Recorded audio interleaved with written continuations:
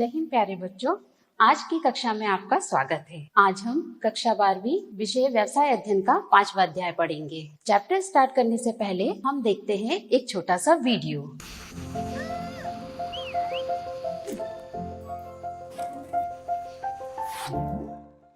तो वीडियो देख के आप समझ गए होंगे कि आज हम कौन सा टॉपिक पढ़ने वाले हैं। आइए आज इस चैप्टर की शुरुआत हम एक छोटी सी कहानी से करते हैं। एक बार 4 मित्रों ने पिकनिक पे जाने की प्लानिंग की। प्लानिंग करने के लिए वह एक स्थान पर एकत्रित हुए और सबसे पहले उन्होंने उस स्थान को डिसाइड किया जहां वह पिकनिक बनाने जाना चाहते थे। स्थान डिसाइड करने के बाद उनके बीच में कार्यों का विभाजन हुआ। पहला मित्र बोला कि मैं परिवहन संबंधी कार्य संभालूंगा। वहीं दूसरा मित्र बोला ठीक है तो मैं भोजन संबंधी कार्य संभालूंगा। और तीसरा मित्र बोला कि इस पिकनिक में रुपए से संबंधित जो भी लेन देन होगा उसका कार्य मैं संभालूंगा। तो चौथा मित्र बोला ठीक है, यदि आप सभी ने कार्य बांट लिया है तो मैं पिकनिक के उस स्थान पर रहने की व्यवस्था करूंगा जहां हम चारों पिकनिक मनाने जाएंगे। इस प्रकार उन चारों के बीच में कार्यों का विभाजन हो गया। कार्यों का विभाजन होने के साथ ही उन चारों के बीच में दायित्व का भी निर्धारण हो गया। अब पहले मित्र का दायित्व था कि वह परिवहन की व्यवस्था करेगा, वहीं दूसरे मित्र का दायित्व था कि वो भोजन संबंधी व्यवस्था करेगा और तीसरे मित्र का दायित्व था रुपए के लेन देन से संबंधित जो भी रिकॉर्ड होगा वह उसको मेंटेन करेगा। और चौथे मित्र का दायित्व था कि वह उस स्थान की व्यवस्था करेगा जहां वो चारों जाकर रुकेंगे और पिकनिक मनाएंगे। चारों का दायित्व भी निर्धारित हो गया। तो बच्चों, आज का हमारा टॉपिक है संगठन। जब 2 या 2 से अधिक व्यक्ति किसी कार्य को करने के लिए एकत्रित होते हैं तो वह संगठन कहलाता है। संगठन के अंतर्गत सबसे पहले कार्यों का विभाजन होता है। यह बताया जाता है कि किस व्यक्ति को क्या कार्य करना है, वह कार्य उसे कब करना है और कितने निर्धारित समय में यह कार्य कंप्लीट करके उसे प्रबंधक को देना है। एक बार कार्य का विभाजन होने के बाद दायित्वों का निर्धारण किया जाता है। यह बताया जाता है कि कौन से व्यक्ति का क्या दायित्व है। यहाँ हमें यह ध्यान देना है कि यदि हम किसी व्यक्ति को दायित्व देते हैं तो उसके साथ हमें उसे अधिकार भी देने चाहिए। वह अधिकार अधिक भी नहीं होने चाहिए, क्योंकि यदि किसी व्यक्ति को अधिक अधिकार मिलेंगे तो हो सकता है वह उसका दुरुपयोग करे, और यह अधिकार कम भी नहीं होने चाहिए, वरना वह अपने दायित्व को अच्छी तरह से पूरा नहीं कर पाएगा। तो इस प्रकार संगठन के अंतर्गत पहले कार्यों का विभाजन होता है, उसके बाद दायित्व का निर्धारण किया जाता है। आइए अब हम फिर से कहानी की तरफ चलते हैं।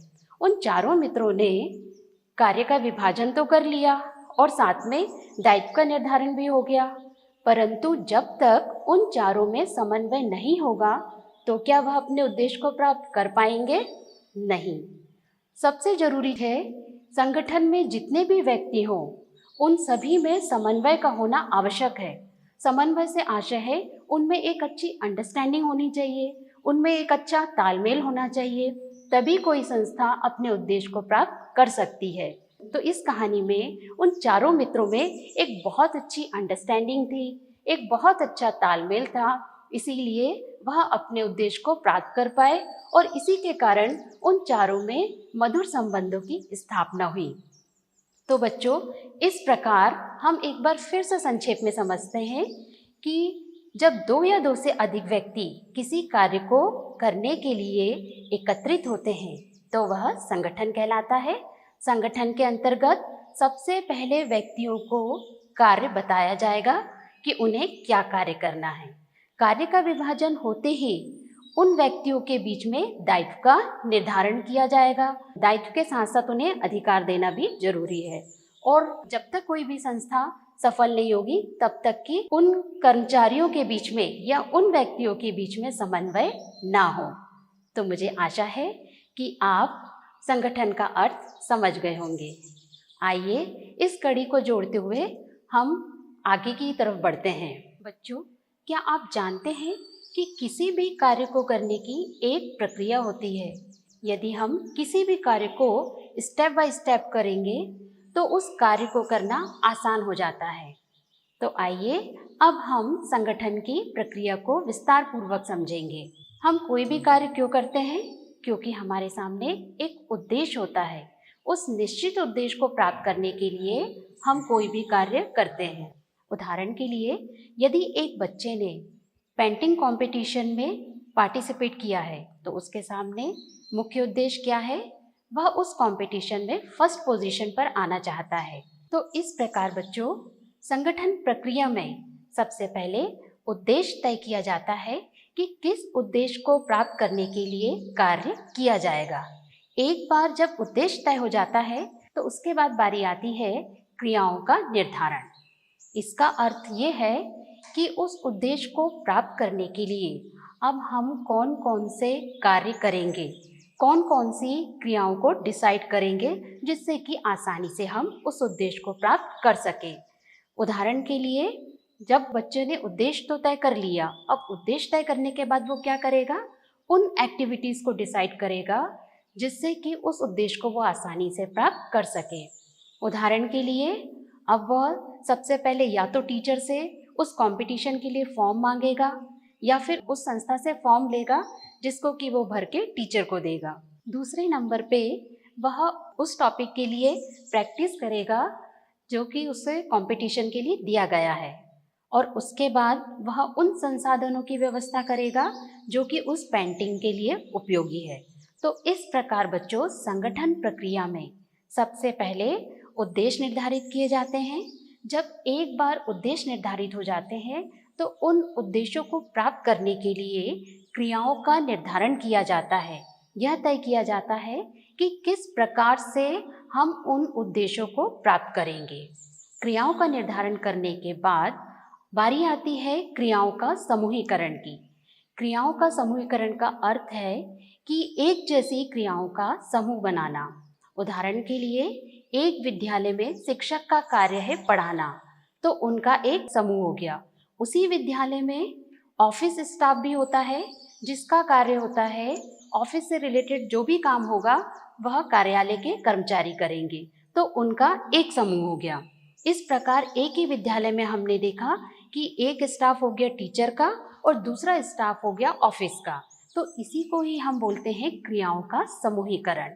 जब हम क्रियाओं का समूहीकरण कर लेते हैं तो उसके बाद बारी आती है कार्यों का बंटवारा।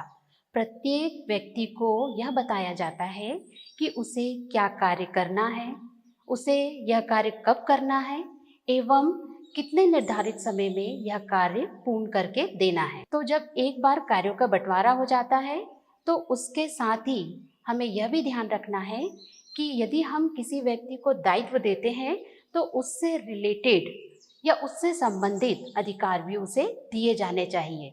वह अधिकार अधिक भी नहीं होने चाहिए, वरना हो सकता है कि कर्मचारी उसका दुरुपयोग करे, और वह अधिकार कम भी नहीं होने चाहिए, वरना कर्मचारियों को कार्य करने में दिक्कत आएगी। तो इस प्रकार कार्यों का बंटवारे के साथ ही हमें उस व्यक्ति को उस दायित्व से रिलेटेड या उस कार्य से रिलेटेड अधिकार सौंपना भी अनिवार्य है। और फिर से वही बात आती है कि जब तक व्यक्तियों में समन्वय नहीं होगा, एक अच्छी अंडरस्टैंडिंग नहीं होगी, एक अच्छा तालमेल नहीं होगा, तब तक के वह संस्था कभी भी अपने उद्देश्य को प्राप्त नहीं कर सकती। हम कितनी अच्छी भी प्लानिंग कर लें, हम चाहे कितना अच्छा संगठन बना लें, पर जब तक कर्मचारियों में एवं विभागों में समन्वय नहीं होगा तो वह संस्था कभी भी अपने उद्देश्य को प्राप्त नहीं कर पाएगी। उदाहरण के लिए, यदि क्रय विभाग समय पर अपना कार्य नहीं करता है तो इसका विपरीत असर उत्पादन विभाग पे पड़ता है। उत्पादन विभाग भी समय पे उत्पादन का कार्य नहीं कर पाएगा, और जब उत्पादन विभाग अपना कार्य नहीं कर पाएगा तो इसका विपरीत असर पड़ेगा विक्रय विभाग पे। विक्रय विभाग समय पे वस्तुओं को विक्रय नहीं कर पाएंगे। तो इस प्रकार संगठन प्रक्रिया के अंतर्गत कर्मचारियों के साथ साथ जितने भी विभाग होते हैं उनमें भी समन्वय होना आवश्यक है। और संगठन प्रक्रिया के अंतर्गत यह भी देखा जाता है कि हम मानवीय संसाधन का एक अच्छा उपयोग करें, उन्हें और अधिक कुशल बनाएं। तो बच्चों, यह थी हमारी संगठन प्रक्रिया। एक बार हम इसे फिर से संक्षेप में रिवाइज कर लेते हैं। संगठन प्रक्रिया के अंतर्गत सबसे पहले उद्देश्य का निर्धारण किया जाता है। सबसे पहले यह तय किया जाता है कि हमें कौन सा उद्देश्य प्राप्त करने के लिए कार्य करना है। दूसरी प्रक्रिया है क्रियाओं का निर्धारण। उस उद्देश्य को प्राप्त करने के लिए हमें कौन कौन से कार्य करने हैं या कौन कौन सी क्रियाएं करनी है, यह निर्धारित किया जाता है। जब एक बार हम क्रिया निर्धारित कर लेते हैं तो उसके बाद तीसरी प्रक्रिया है क्रियाओं का समूहीकरण। जो एक जैसी एक्टिविटीज हैं, जो एक जैसी क्रियाएं हैं, उनका हम एक ग्रुप बना देते हैं। जैसे मैंने आपको उदाहरण बताया था विद्यालय का, उसमें एक स्टाफ शिक्षकों का होता है, दूसरी तरफ स्टाफ होता है ऑफिस का। तो इसको हम बोलेंगे क्रियाओं का समूहीकरण। जब एक बार हम क्रियाओं का समूहीकरण कर लेंगे, चौथी प्रक्रिया है कार्यों का बंटवारा। संगठन के अंतर्गत प्रत्येक व्यक्ति को यह बताया जाता है कि उसे क्या कार्य करना है, वह कार्य उसे कब करना है और कितनी निर्धारित सीमा के अंतर्गत वह कार्य कंप्लीट करके देगा। जब एक बार कार्यों का बंटवारा हो जाता है तो उसके बाद है अधिकार सौंपना। हमें यह अवश्य ध्यान रखना है कि यदि हम कर्मचारियों को दायित्व देते हैं तो उससे रिलेटेड अधिकार भी उसे देना आवश्यक है, तभी वह अपना कार्य आसानी से कर सकता है। जब हम एक बार अधिकार सौंप देते हैं तो उसके बाद है समन्वय। मैंने बताया बच्चों कि चाहे हम कितनी भी अच्छी प्लानिंग कर लें, चाहे हम कितना भी अच्छा संगठन बना लें, पर जब तक कर्मचारियों के बीच में समन्वय नहीं होगा, अच्छी अंडरस्टैंडिंग नहीं होगी, अच्छा तालमेल नहीं होगा, तब तक वह संस्था कभी भी अपने उद्देश्य को प्राप्त नहीं कर सकती। और आखिरी प्रक्रिया है कुशलता। संगठन प्रक्रिया के अंतर्गत मानव संसाधन का मतलब एम्प्लॉयज़ को और अधिक कुशल बनाया जाता है और अधिक निपुण बनाया जाता है। कर्मचारियों में जो भी क्वालिटी होती है उसका पूरा उपयोग किया जाता है संस्था द्वारा। तो इस प्रकार संगठन की प्रक्रिया में हमें 7 बिंदुओं को ध्यान में रखना है। तो बच्चों, आज की कक्षा में हमने संगठन का अर्थ समझा, संगठन की विशेषताओं को समझा एवं संगठन की प्रक्रिया को समझा। मुझे आशा है कि ये सब आपको अच्छे से समझ में आया होगा। आज की कक्षा में यही समाप्त करती हूँ। धन्यवाद। जय हिंद। आता है संस्था द्वारा। तो इस प्रकार संगठन की प्रक्रिया में हमें 7 बिंदुओं को ध्यान में रखना है। तो बच्चों, आज की कक्षा में हमने संगठन का अर्थ समझा, संगठन की विशेषताओं को समझा एवं संगठन की प्रक्रिया को समझा। मुझे आशा है कि ये सब आपको अच्छे से समझ में आया होगा। आज की कक्षा में यही समाप्त करती हूँ। धन्यवाद। जय हिंद।